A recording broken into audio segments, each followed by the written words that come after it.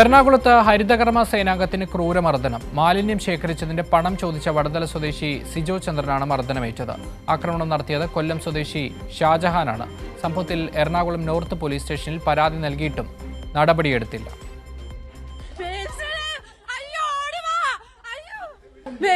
പൈസ വായിക്കാൻ പറഞ്ഞാൽ അവന്റെ കയ്യിലില്ല. അവൻ കള്ളും കുടിച്ചുണ്ട്, കഞ്ചാവും വെള്ളവും. കലൂർ ഫ്രീഡം റോഡ് ചെട്ടിപ്പറമ്പ് ലൈനിൽ തിങ്കളാഴ്ച രാവിലെയാണ് സംഭവം. സിജോയും ഭാര്യ കൗസല്യയും ചേർന്ന് മാലിന്യത്തിന്റെ പണം ശേഖരിക്കുകയായിരുന്നു. ഷാജഹാൻ താമസിച്ച വീടിന്റെ താഴെ നിലയിലെ താമസക്കാർ 2 ആഴ്ച കഴിഞ്ഞിട്ടും ഈ മാസത്തെ പണം നൽകിയിരുന്നില്ല. പണം ചോദിച്ച കൗസല്യക്കു നേരെ ഇവർ വാതിൽ കൊട്ടിയടക്കുകയും ചെയ്തു.